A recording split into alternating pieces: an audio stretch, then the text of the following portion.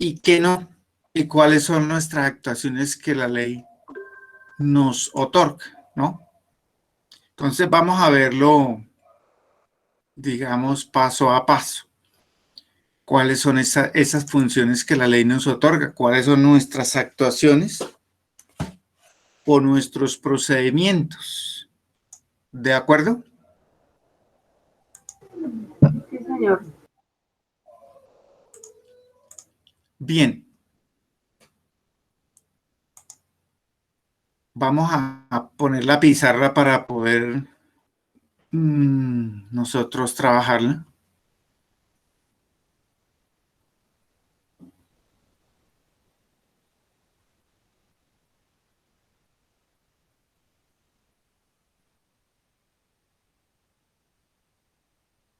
Ya viendo la pizarra, sí. Sí, señor. Bueno, ya con la pizarra en mano, entonces vamos a mirar de qué se trata el asunto. Hablemos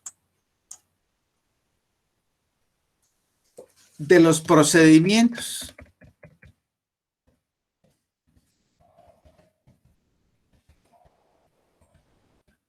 Procedimientos de policía judicial, ¿cierto? Ahí estás viendo perfecto, sí. Sí, señor. Bueno, se puede decir que los procedimientos pues, de la policía judicial, o sea, los que la ley, las entidades que la ley les da la facultad de ejercer la criminalística, son esas, se pueden decir que son esas actuaciones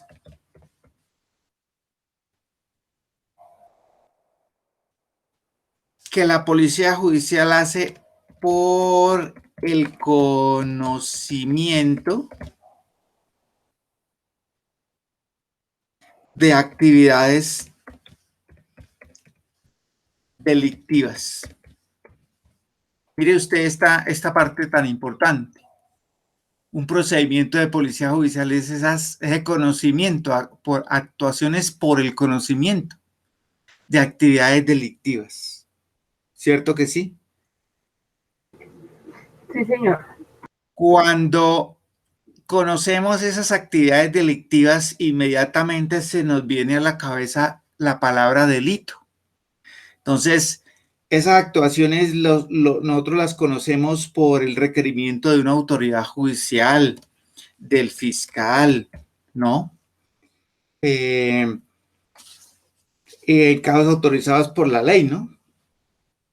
O haber recibido la información, vea esta parte, haber recibido la información por otro medio, que ya los vamos a ver cuáles son los medios. Entonces, es cuando a nosotros nos cuentan qué es lo que realmente pasó, qué está pasando, que hay un hecho que amerita una investigación, hay un delito. Entonces usted ve que los testigos vienen y dicen, mire que en este caño hay un muerto. Ahí ya nos están informando. Yo pregunto, ¿por qué otro medio conoceremos estos procedimientos de policía judicial? ¿A ti qué se te ocurre? Por medio de denuncias. Correcto, esa es la palabra. Por medio de las denuncias. Y que no es otra cosa que lo que se conoce como la noticia criminal. Así nosotros tenemos el conocimiento de los hechos. Muy bien, Natalia.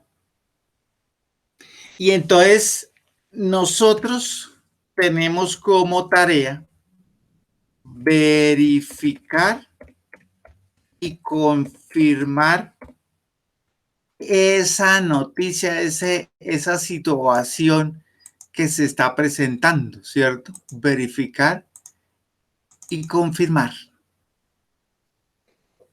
esa conducta. Ir a ver si eso que nos están diciendo los vecinos o el que llegó es verdad. ¿De acuerdo hasta ahí? Sí, señor. Entonces, cuando a nosotros nos dan a conocer esas noticias, inmediatamente tenemos que conocer, tú lo has dicho de buena forma, lo hacemos por medio de denuncias, pero de ahí se desprende esas conductas o esas solicitudes que la Policía Judicial nos hace saber, se conocen mediante lo que se conoce en Policía Judicial como,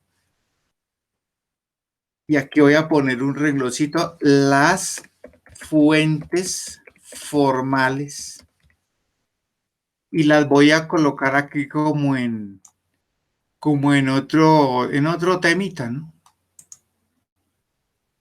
Aquí coloquémosla en este tonillo, las fuentes formales, creo yo, ¿no? Ahí.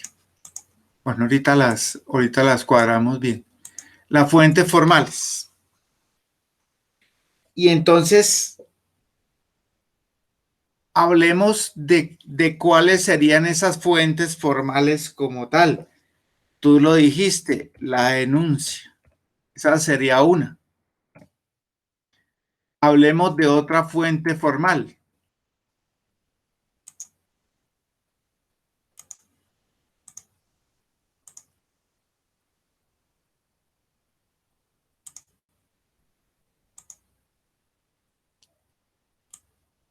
Ya dijimos que la denuncia. Bueno, es que aquí me toma el pelo esto. Bueno, la denuncia. Otra fuente formal, nosotros conocemos cuando hay una petición del procurador. Entonces, hablemos rápido de la denuncia, pues viene alguien a la unidad de policía judicial y mediante una manifestación escrita, él dice qué es lo que está pasando en tal parte. Por ejemplo, que hay una persona que lo está agrediendo física o sexualmente o verbalmente, o que viene a poner en conocimiento la muerte de fulano porque lo agredieron con una macheta en la casa o en la vereda. ¿De acuerdo?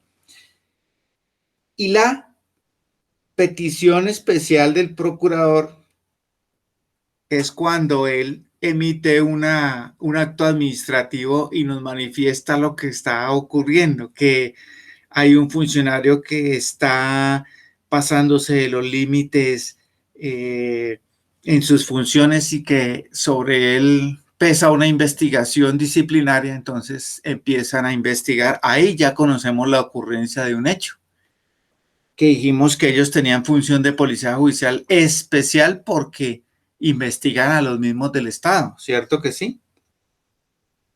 Sí, señor. La querella de la víctima, ¿no? La querella que es parecida a la denuncia, pero es una manifestación que puede ser verbal o escrita, ¿no? Donde nos cuentan que hay una situación que está ocurriendo, ¿no?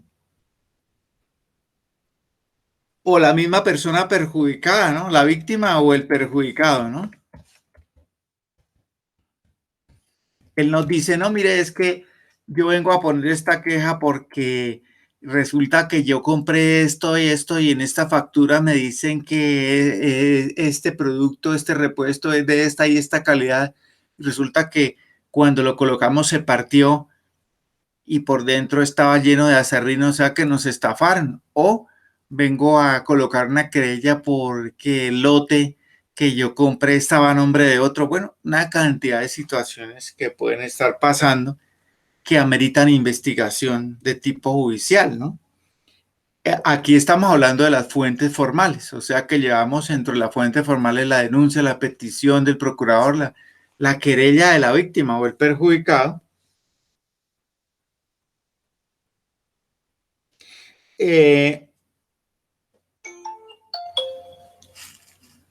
El defensor de familia también puede, hablábamos en la clase pasada, puede poner una querella.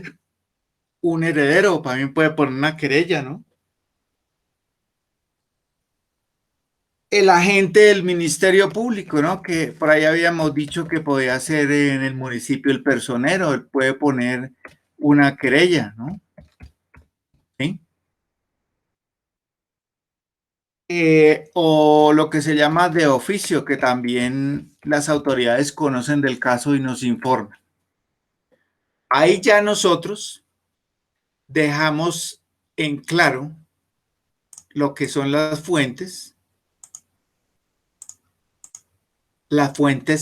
formales, la forma en como yo conozco un procedimiento para actuar como policía judicial.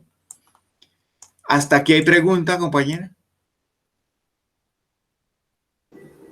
No, señor. Hablemos de la fuente, de las fuentes no formales, ¿no? Esas fuentes no formales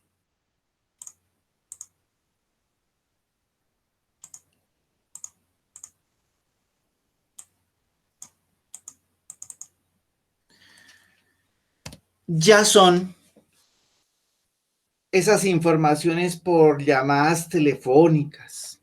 Entonces, ahí uno encuentra las llamadas telefónicas. En las formales ya vimos que era la querella y la denuncia. Vimos que la denuncia quién la puede hacer, la querella quién la puede hacer, que vimos hasta que los procurados, los defensores de familia. Aquí en las no formales están las llamadas telefónicas. Las noticias, uno también se entera por las noticias difundidas, ¿no? Por los medios de comunicación. Los anónimos, que dijimos que los anónimos son esos panfletos que no llevan firma, ¿no? Alguien coloca un panfleto y lo manda sin firma y está dando la información de algo, ¿no?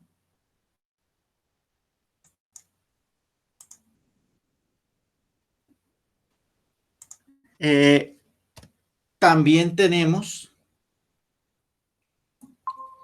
los informes,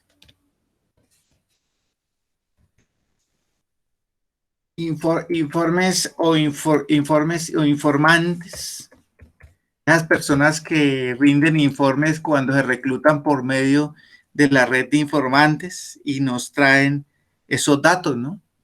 Por ejemplo, él viene y nos dice que el reporte que viene a colocar a rendir este informe de esta empresa donde están haciendo estos actos de corrupción, por ejemplo, ¿no? Esa es otra manera de una fuente no formal. Y, por ejemplo, otra sería los correos electrónicos. Uno también se entera por esa fuente de que hay un delito, hay una noticia criminal.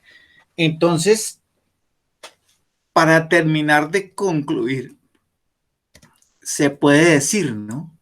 Se puede decir que la noticia criminal es el conocimiento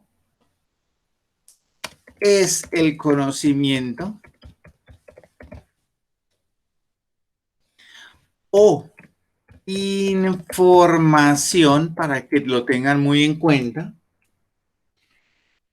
obtenida por la policía judicial, que ya sabemos quiénes son, o la Fiscalía General de la Nación. ¿A través de quién se conoce esa noticia o esa información? Pues a través de sus servidores y con relación a la comisión de varias conductas, ¿no? Entonces aquí se hace relación en la noticia criminal a varias conductas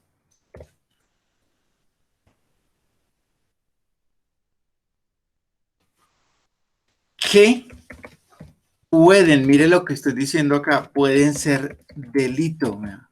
Que revisten o pueden ser o tener la categoría de delito. Entonces, en resumidas cuentas, ustedes, los investigadores criminalísticos, en sus procedimientos y actuaciones de policía judicial, lo primero que tiene que tener para usted iniciar un trabajo de investigación, ¿qué se les ocurre que es? La noticia criminal, ¿cierto? Señor. ¿Y cómo se consigue una noticia criminal? Ya lo acabamos de ver. ¿Quién me lo dice?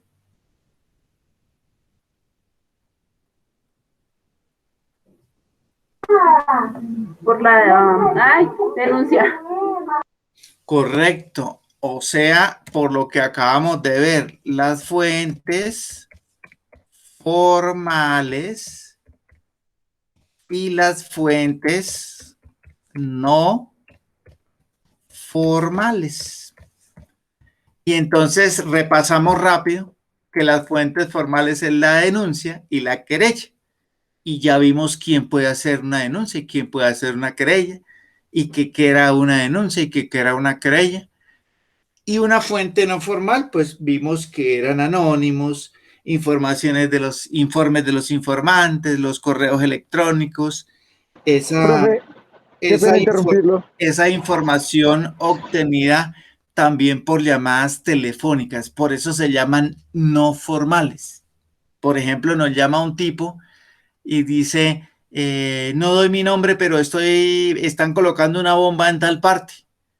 Y entonces ustedes van a decir, pero ¿y nosotros cómo hacemos? Es que la actuación o el procedimiento de policía judicial es confirmar y verificar el hecho, si eso es cierto o es mentira.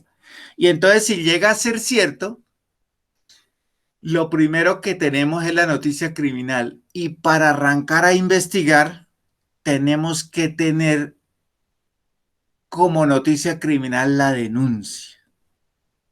Si tenemos denuncia, arranca la investigación. Así de sencillo que es. O sea, si tenemos noticia criminal, que ya sabemos que se consiguen por fuentes no formales y por fuentes formales ya vistas. Lo escucho, estimado amigo. Profe, es que yo aún no tengo claro cuál es la definición entre querella y denuncia. No sé si la apenas inicié la clase es que hasta ahorita puedo ingresar porque tenía problemas de conectividad. Le comento y gracias por la pregunta. La denuncia, primero hay que partir que las dos son una fuente formal, o sea, es la manera como usted como investigador conoce que está ocurriendo un delito y necesita ir a verificarlo, o sea, es una actuación de policía judicial. Y ¿cómo se entera usted? Por una denuncia o una querella, o sea, una fuente formal.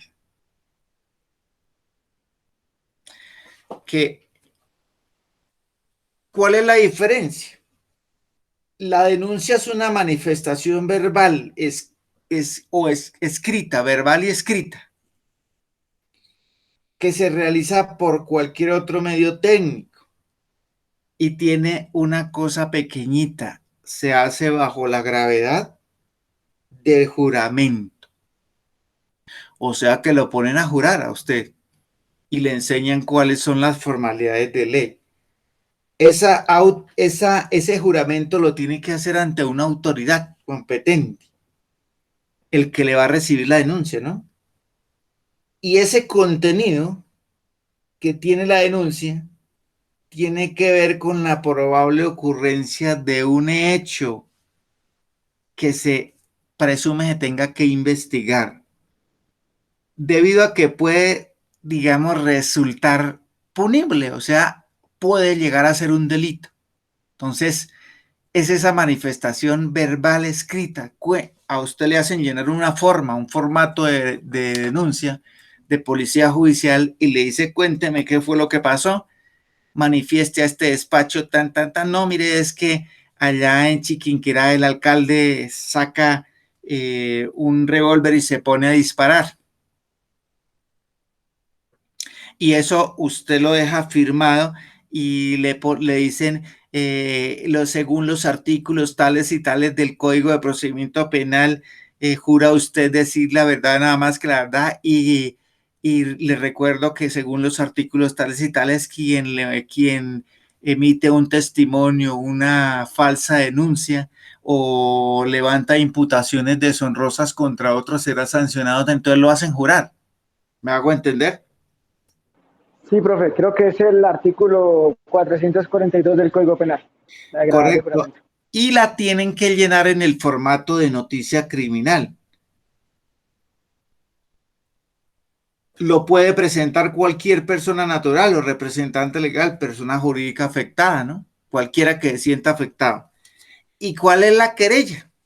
Ya quedando claro eso, es esa manifestación también verbal, escrita también, por cualquier otro medio técnico que también la elevan ante una autoridad competente por el querellante legítimo. Respecto de esas conductas punibles, en el artículo 74 del Código de Procedimiento Penal, para que allá lo miren y miren las prerrogativas que tiene la querella. En esta no hay juramento, entonces en el otro sí, lo hace ante una autoridad competente, el querellante legítimo. De alguna queja que usted tenga, alguna situación que amerite sea investigada. ¿Quiénes pueden hacer esto en el tema de la noticia criminal? Lo puede hacer el directamente afectado o su defensor en algunos casos para tanto la noticia criminis o criminal como para la querella. Lo hemos logrado, estimados amigos. ¿Entendido? Sí, señor. Hay otra, gracias, hay otra manera de conseguir la información que se llama de oficio, ¿no? Y acuérdese que volvemos a lo mismo. La actuación de policía judicial y el procedimiento es eso que nosotros conocemos, que se presume es un delito, pero que requieren verificación. A mí me pueden decir, es que en la vereda tal del municipio tal hay un cadáver, pero si yo voy y no veo cadáver, pues no veo nada. No hay delito, ¿cierto? No hay una presunta conducta para ponerme a investigar, ¿no? Obviamente que si hay una denuncia, tengo que seguir el transcurso de la investigación. ¿Y a qué se le conoce otra forma de nosotros conocer el delito? Es que de oficio es de origen, ya nos quedó claro que la denuncia es bajo la gravedad de juramento ante una autoridad competente, la querella no, es una manifestación también verbal directamente hecha por el afectado, ¿no? Y de oficio se dice que es de origen oficial, ¿no? Informantes de policía, de policía de otra autoridad o puede ser del cuerpo técnico, que haya tenido conocimiento de la ocurrencia de un hecho. O sea, esas entidades de policía judicial que tengan el conocimiento de la ocurrencia de un hecho. Y se presenta, por ejemplo, en las manifestaciones que han hecho en Bogotá, las mismas autoridades de policía denuncian que fulano de tal le disparó al patrullero X, que fulano de tal quemó el Transmilenio así y asado, que fulano de tal tenía unos panfletos de las FARC, del ELN, bueno, de origen oficial. El fiscal también conoce otro ejemplo, que fulano de tal trafica con droga y que tiene orden de policía judicial de captura internacional con circular. Entonces, ahí hay y que la orden es capturarlo en cualquier momento, ahí hay una actuación de oficio. Termino diciendo, Profe, otra pregunta. Profe, ¿y cuál es esa que llaman justicia criminal, petición especial? de la petición especial de la noticia criminal, cuando eso lo estábamos viendo aquí en el tablero anterior, antes de que su merced llegara, cuando el procurador emite un informe, una denuncia, diciendo, por ejemplo, que hay una situación fraudulenta en una entidad del Estado. Porque, ¿por qué se hace una petición? Por eso se llama especial. Acuérdense que ellos tienen función de policía judicial especial, porque son órganos de control del Estado y ejercen el control disciplinario. Entonces, que el alcalde de X municipio está desviando los recursos para otra destinación, yo tengo la prueba. Entonces, se radica en la Procuraduría emite ese informe, esa petición especial para que el fiscal investigue esa conducta delictuosa, porque en lo disciplinario investigará él. Por ejemplo, como que el policía que estaba con el alcalde agarró a puños a el que intentó subirse a la tarima o al que dijo que estaba hurtando dinero. Son ejemplos, ¿no? Entonces, esa es la petición especial, ¿de acuerdo, compañero? Sí, profe, muchas gracias, qué pena. No se preocupe. Eh,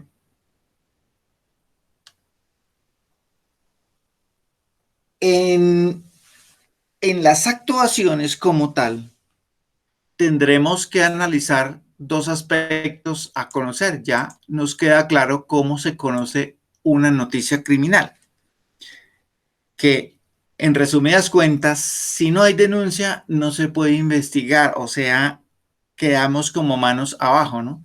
Por eso siempre el policía le dice a usted, coloque la denuncia para nosotros poder empezar a investigar, ¿no? Profe, Señor, otra vez, qué pena. Es un delito cuando, por ejemplo, los agentes de policía dicen no denuncie, porque aquí en Chiquinquirá últimamente los índices de delincuencia han aumentado.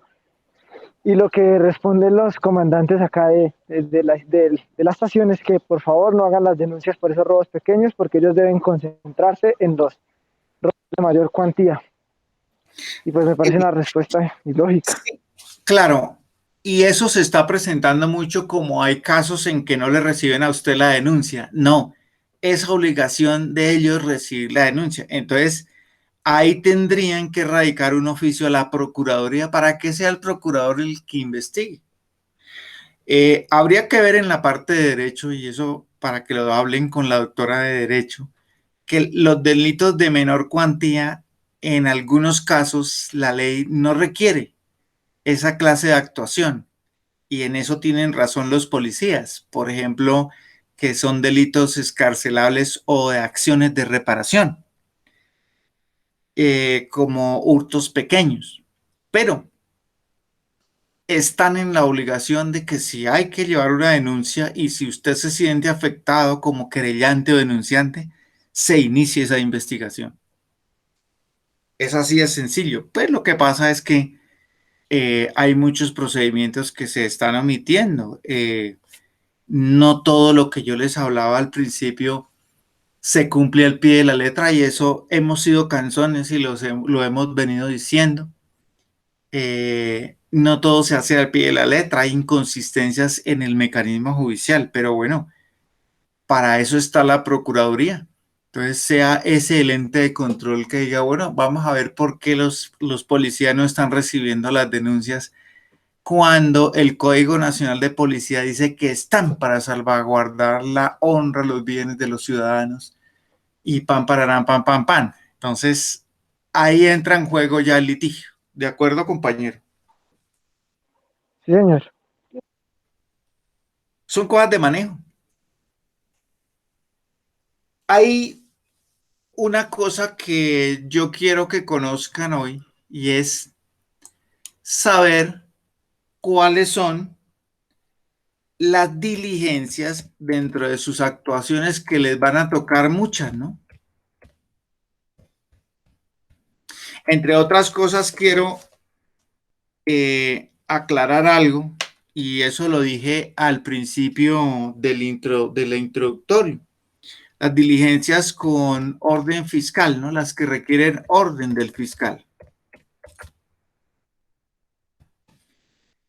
Es el trabajo de los criminalistas. Pero antes de entrar en ese tema, hoy por ahí estaba, por ahí en el gremio nos envían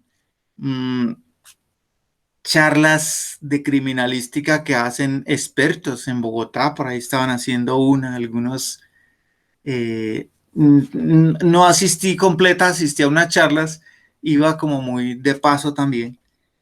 En lo que alcancé a asistir, estoy esperando que me llegue la grabación, me tocó salirme de la conferencia, pero en lo que alcancé a asistir, aquí se habla, se reitera en lo mismo que yo hablé al principio del semestre pasado, y es en el enfoque de su profesión. Entonces, la sentencia C-186 hoy hablaron de la sentencia C-186, ahí la pongo para que la apunten, esa es del 08, creo que es del 2008. La ley 1142 también la tocaron hoy. En su artículo también 47, creo que es por ese lado, para que allá lo miren. ¿De qué se trata esto? Que en materia de criminalística hay varias clases de investigadores y está el investigador, testigo, que es ese que trabaja allá como en el lugar de los hechos desempeñando la criminalística de campo, eso ya lo vimos, y asiste a la audiencia a rendir ese testimonio de las actuaciones. Está el perito, que cuando usted, por ejemplo, se especializa en un área de la criminalística, se puede especializar en varias, usted puede llegar a certificarse como perito en esa área y acudir a sustentar un dictamen pericial en el juicio que pueda servir como elemento de prueba. Por ejemplo, hay peritos forenses, psicólogos forenses en el caso de los niños que han sido accedidos. Hay peritos en análisis de firmas, hay peritos en huellas dactilares. Depende de la disciplina, ¿no? Hay otro investigador que se llama el investigador, que aquí le sale a ustedes bastante trabajo, de la defensa. Es ese investigador que la defensa contrata según sus conocimientos para que equilibre las cargas, controvierta, mire lo que otros peritos hicieron de pronto con el Estado mal hecho, y él equilibre y diga, hombre, a mí me parece que aquí hay que defenderlo de esta manera porque el perito del CTI hizo esto y esto. Y hay otros peritos que está de moda, que son los peritos para la representación de víctimas, por ahí los que me preguntaban por la JEP, la clase pasada y todo eso, ahí está más o menos clasificada su carrera. Eso lo comentaron hoy en la charla. Yo ya lo he tocado en otros temas, pero vuelvo y se lo repito para que otros conocedores de la criminalística también lo afirmen y que hacen referencia en que se capaciten en lo científico, que es lo que ustedes están haciendo. Se metan más en la ciencia.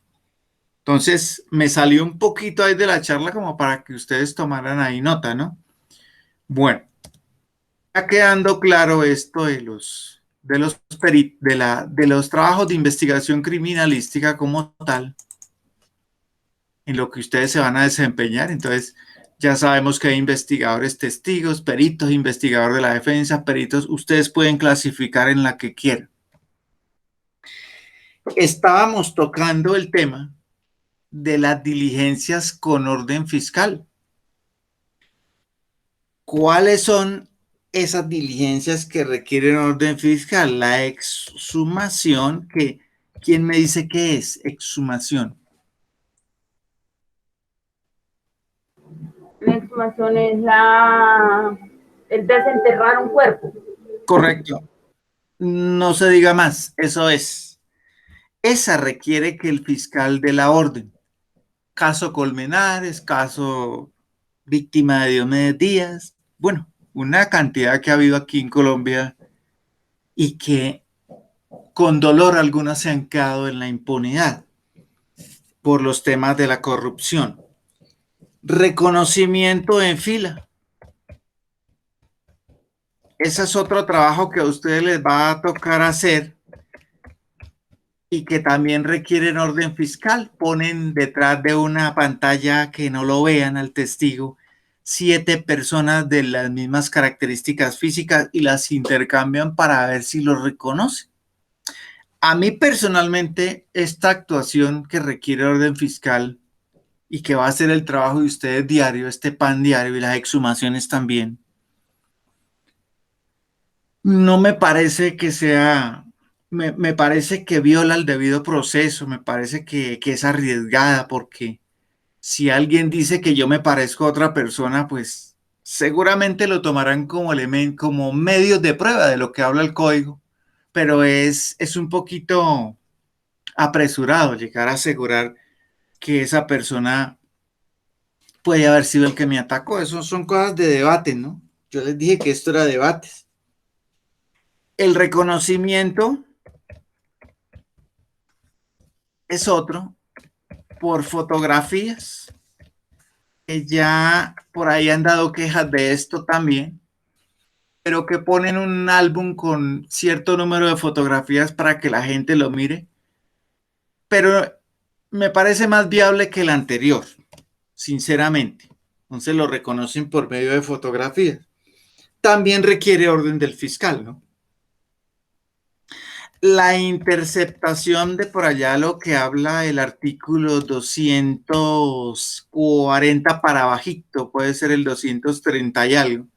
La interceptación de comunicaciones, que de ahí se desprendió las famosas chuzadas telefónicas, requieren una orden del fiscal. Si usted le intercepta la comunicación a alguien, la Procuraduría le manda, como bien lo preguntó Julián, una petición especial. Allanamientos y registros. Esta es otra que requiere orden del fiscal. Esa es otra tarea que les va a tocar a ustedes hacer.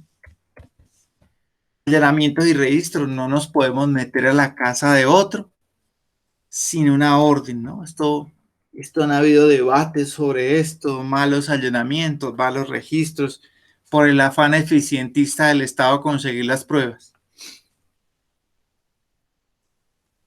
El registro a medios electrónicos.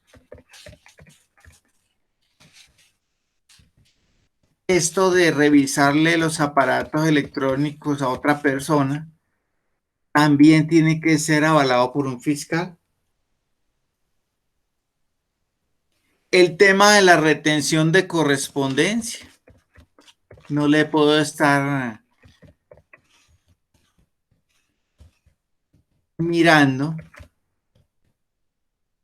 la correspondencia a otro porque debe de tener, pertenece a la, según el artículo 15 de la Constitución Nacional y el 16 y el 17, en la intimidad de la persona, ¿no? Si alguien le abre la correspondencia, yo personalmente vi un caso de que en eso de que se le hizo facilito a una excompañera de trabajo hace muchos años, abrirle el correo a otro funcionario, la botaron del puesto porque la denunciaron. Le hicieron investigación interna, investigación disciplinaria y penal. Entonces, no nos podemos meter con la correspondencia de nadie, ¿no? Sin una orden fiscal. Si hay orden fiscal, sí.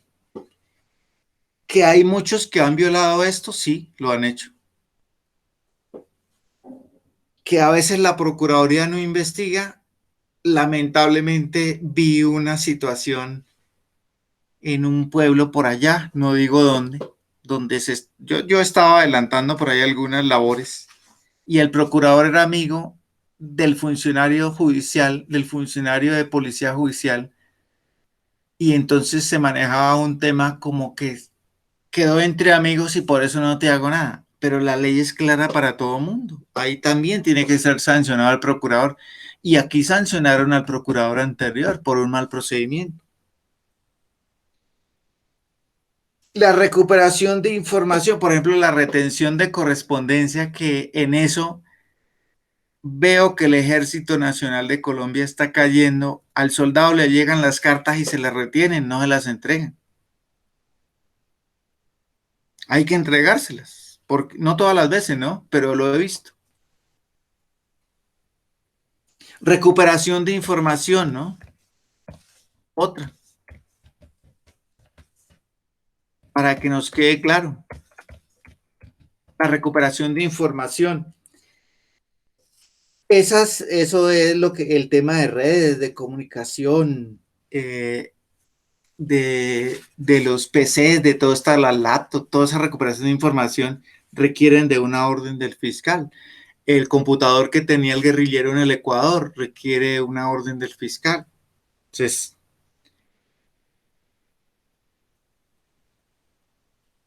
esto que nosotros acabamos de ver son diligencias que ustedes hacen en criminalística que requieren orden fiscal. Ojo, diligencias que ustedes hacen, pero que requieren una orden fiscal. Y ahora miremos, hasta ahí hay preguntas, compañeros.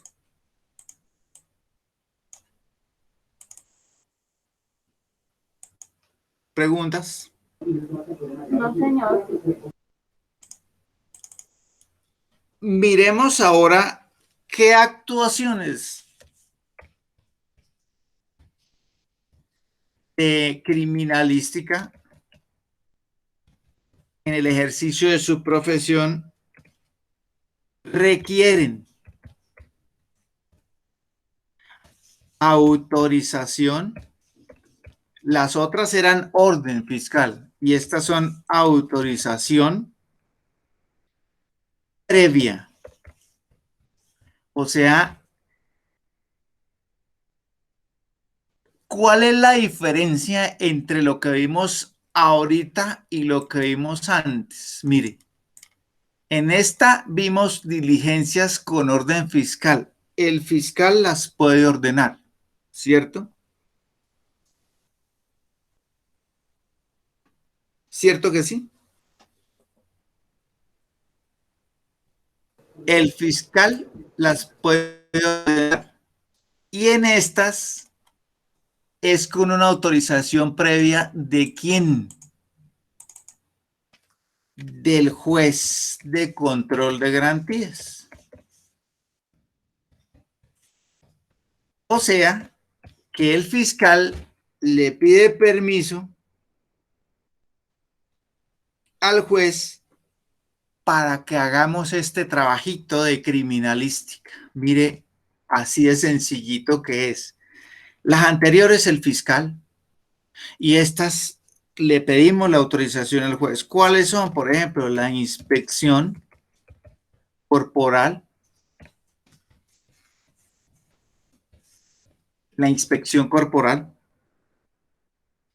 el registro personal. Ustedes se han dado cuenta que cuando una persona en el código, ustedes si le pueden preguntar a su profesor de derecho cuál es la diferencia entre las dos. Entonces, cuando a mí me van a hacer una inspección corporal, me van a tocar, tiene que el juez ordenarlo, salvo una situación de flagrancia que requiera una urgencia. Y el registro, que es la inspección corporal, ¿no? Donde me miran parte por parte, hasta me hacen quitar la ropa. Y el registro personal, que por ahí algunos lo confunden con las requisas, que viene de la mano, también, ¿no? He visto algunas entidades del Estado que uno va y se presenta como investigador y dicen, ¿investigador de qué? ¿Y eso qué es? No conocen la sentencia de la corte, no saben que los abogados tienen investigadores. Y eso lo vi en el IMPEC. Un guardián mal instruido salió y no sabía de qué le estábamos hablando. Pues esa es otra cosa para tenerlo muy en cuenta. Ellos hacen esta clase de registros, pero también deben tener los medios idóneos. Eso lo tocamos en temas pasados. La obtención de muestras. La obtención de muestras. Estas muestras que se le toman, que involucren al imputado, ¿no? Si yo quiero tomarle un fluido o alguna cosa, debo que el fiscal me autorice a ver si hubo contacto con la víctima, cosas así. Los procedimientos en casos de lesionados. ¿Sí? O las víctimas de agresiones sexuales. Aquí tenemos el caso del colegio en Medellín, ¿no? Está capturado y condenado, ¿no?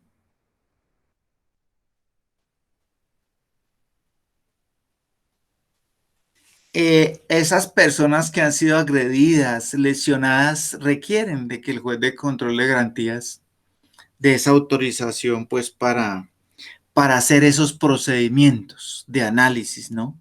Entonces, una vez tengamos la orden, se puede hablar con la víctima, con el agredido, para hacer ese trabajo. La búsqueda en bases de datos. Yo les decía que no todo mundo tiene acceso a las bases de datos. Ustedes van a decir, ay, pero yo puedo consultar los antecedentes de la Procuraduría y de la Policía.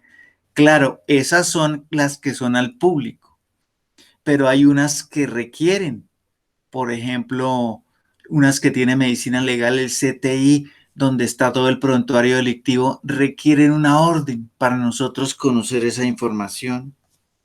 Otra, la orden de captura, ¿no? La orden de captura. Yo no puedo ir a capturar a nadie, salvo los casos de flagrancia. Ojo, que dijimos que era que la persona estaba cometiendo el delito en el momento. Pero yo no puedo ir a capturar a alguien sin una orden. Yo vi por ahí un funcionario de una entidad que su función tiene un límite, o sea, una barrera, una función especial. Y lo vi por allá disquedándoselas de capturador de gente en la calle, con un arma que no tiene salvoconducto. Solo vi aquí en la región. O sea que está inmerso en el porte ilegal de armas y en una función, en una función de policía judicial que no le compete dentro de la arbitrariedad. Mejor dicho, no está preso es porque no lo han denunciado. ¿Sí? por ahí anda en una bicicleta, uniformado. Entonces, esas son cosas para tener en cuenta. El allanamiento con fines de captura, eso debe de tener orden fiscal. Eso lo habló la Corte Constitucional en una sentencia que la pueden mirar, que es la C 366, para que allá cuando estén por ahí, como dicen por ahí, despachados, la consulten. ¿Cómo es que se maneja el tema de los allanamientos? Hay un debate brutal sobre esto, que muchas policías judiciales pierden capturas o evidencias. Uno cuando va a allanar es ganar la puerta y entrar de una y encontrar heroína, cocaína, armas de fuego, mujeres, prostitutas, bueno, todo lo que se considera elemento probatorio. Pero a veces fiscales se quejaban de que mientras pedían la autorización al juez de control de garantías, se evadía la prueba y la evidencia y no se podía hacer el allanamiento, la gente se daba cuenta y evadían a las autoridades y esto ha generado debates y debates grandes, ¿no? Y dentro de estas actuaciones que requieren esa autorización del juez de control de garantías, pues hay una actuación de control posterior que después de que se finalizan estas actuaciones se pueda ver los resultados ya finalizados. Por ejemplo, los allanamientos tienen un control posterior. ¿Qué pasó antes y qué pasó al final? La retención de correspondencia, ¿qué pasó antes? ¿Qué pasó al final? La interceptación de comunicaciones, ¿qué pasó antes? ¿Qué pasó al final? La vigilancia y el seguimiento a personas, la vigilancia de cosas, las capturas, ¿qué pasó antes? ¿Qué pasó? Esos tienen un control posterior, ¿sí?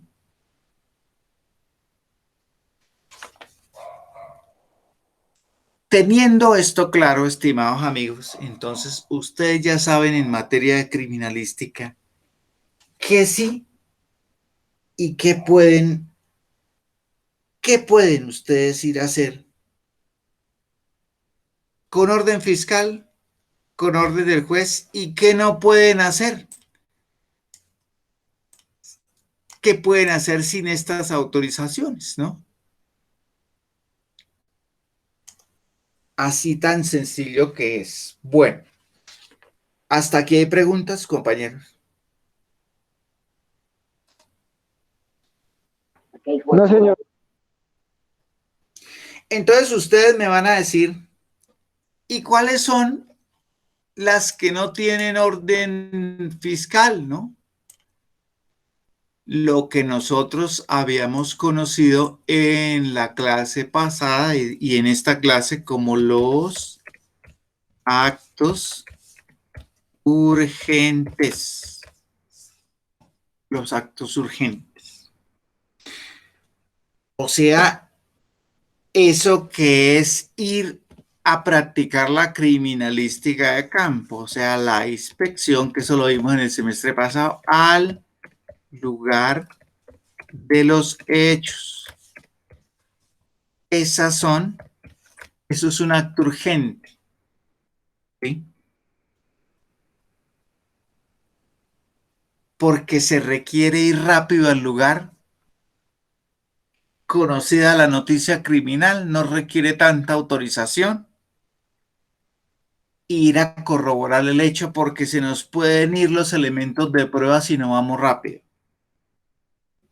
La inspección a cadáver, este es otro acto urgente que se requiere hacerlo ya, rapidito. La inspección a lugares distintos, o sea, otros lugares donde se conoce el caso, distintos al hecho, ¿no?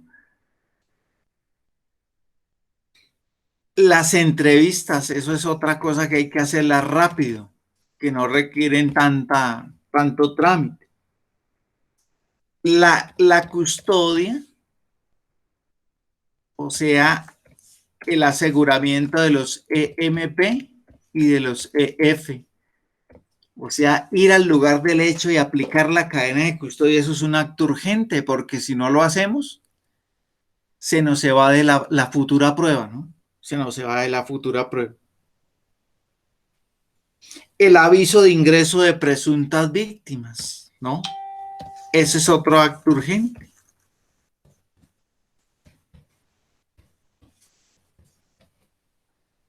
Procedimientos en caso de lesionados víctimas de agresiones sexuales. Ese es otro acto urgente. Tema de las agresiones, ¿no? Que dijimos que requieren una autorización por el juez del control de garantías para su realización, pero que se considera un acto que urge hacerlo rapidito. Compañeros, es así lo que tenía que hablar en materia de los temas que a los que ustedes se van a enfrentar en sus tareas diarias. Que el criminalista le toque inspeccionar el lugar del hecho, sí. Que le toque, aquí es inspección a cadáver, que le toque inspeccionar cadáveres, sí. Que nos toque inspeccionar lugares distintos, sí. Que nos toca hacer entrevistas, también. Que nos toca aplicar la cadena de custodia, también. Que atender a las presuntas víctimas, las agresiones sexuales, también. Todo eso involucra las actuaciones y procedimientos de la policía judicial. Vimos cuáles tienen o requieren una autorización, cuáles no requieren la autorización y cuáles requieren por decirlo así, una autorización por el juez de control de garantías. Eso es todo lo que se cierra en el ciclo de policía judicial. So pena de que en la clase anterior vimos cuáles organismos en qué especialidad cumplen la función de policía judicial. Que si a ustedes les quedó clara, saben que hay funcionarios que están haciendo cosas que no les competen. Y que aquí les coloqué un ejemplo, no estamos nombrando personas, pero hay un ejemplo claro de un funcionario de una entidad que está haciendo investigaciones por su cuenta por fuera cuando la ley se lo prohíbe. Vimos el tema de migración, organismos que cumplen función de policía judicial internacional como es Ameripol, Europol e Interpol, ¿no? Y los que las cumplen de manera permanente en Colombia, como el CTI y la policía, los que la tienen de manera especial, como lo son la Procuraduría, la Contraloría, el INPEC, los inspectores de policía, los alcaldes. Cada uno, cada loro en su estaca, como se dice en materia de criminalística. Entonces, las recomendaciones para que vean las sentencias que les di, los artículos que les expliqué, y haberles colocado como refresco, ¿no? Ese tema de lo que es el rol de ustedes como investigadores, que ustedes pueden trabajar como investigadores de la defensa, como peritos, como investigador de testigo. Allá cuando usted sea policía judicial le toca ir, cuando usted acude como primera autoridad responsable o cuando acude a desempeñar la criminalística de campo en el lugar del hecho. Es así lo que tenía yo por manifestarles hoy. No sé si tengan alguna pregunta respecto a la policía judicial y el trabajo de criminalística, ¿no? Los escucho, compañeros.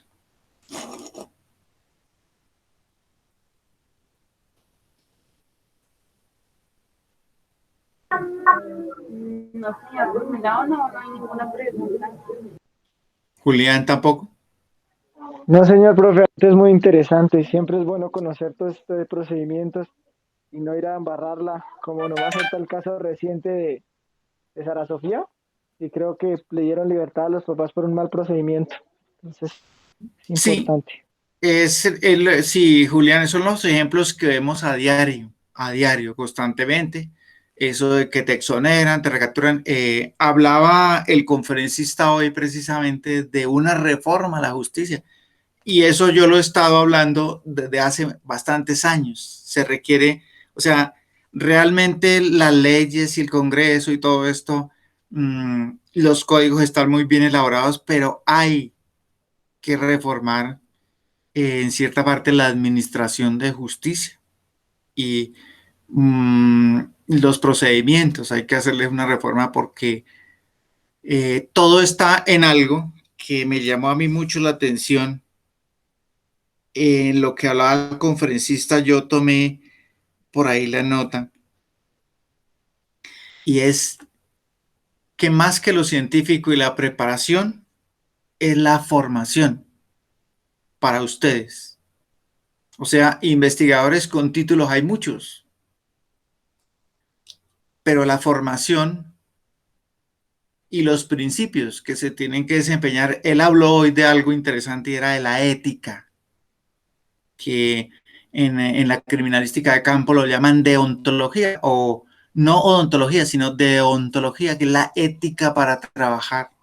Entonces, miremos como experiencia final y de esto que nos dejan las conferencias y las charlas, ojalá ustedes asistan y miren, saquen conclusiones. La ética de nosotros para trabajar. Esa fue una cosa que me llamó la atención, ¿no? Porque hay mucho título, mucho magíster, mucha especialidad, mucha cosa, pero la ética se está, y ese es un ejemplo de lo que usted colocó hoy, Julián, la ética en el procedimiento, en hacer las actividades de criminalística, la ética profesional. Desde ahí parte el verdadero criminalista. Hoy decía el conferencista también, pregúntele a su docente cuántos casos ha resuelto, ¿no? Porque, y ahí tiene razón, porque es que muchos nos dedicamos a la enseñanza. Yo por ahí, a mí me pasó en una conferencia hace 12 años, estaban hablando de la inspección a cadáver. Y entonces yo, al final de la conferencia, le dije al conferencista, ¿y usted cuántos cadáveres ha levantado en su carrera?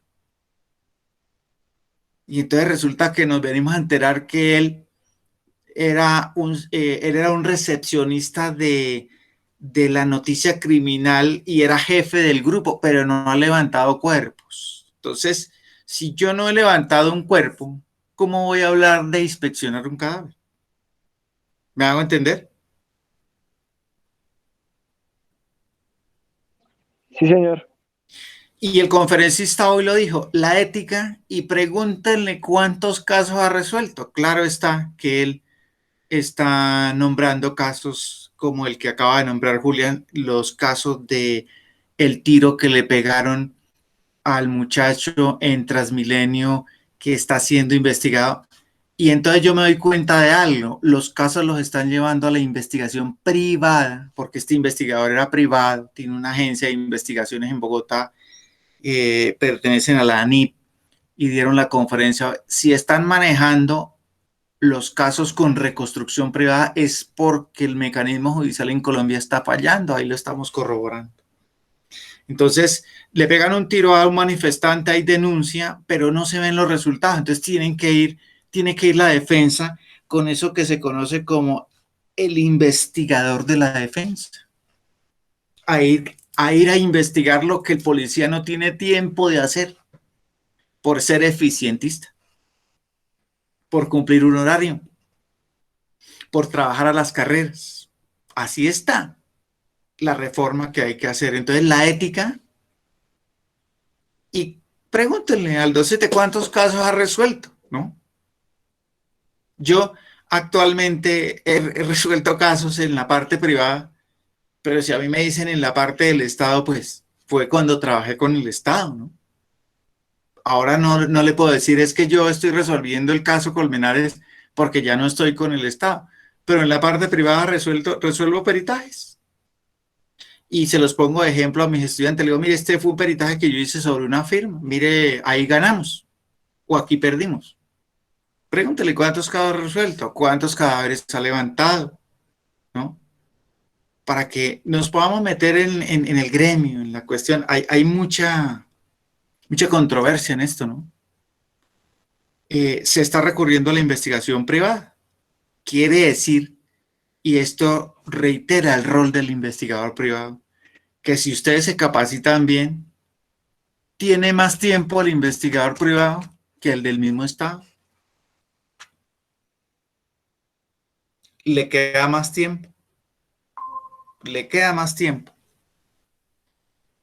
Eso es lo que tenía hoy por comentarles y que nos quede esto de reflexión para seguir en lo que decía el conferencista, formándonos en la ciencia, formándonos, capacitándonos.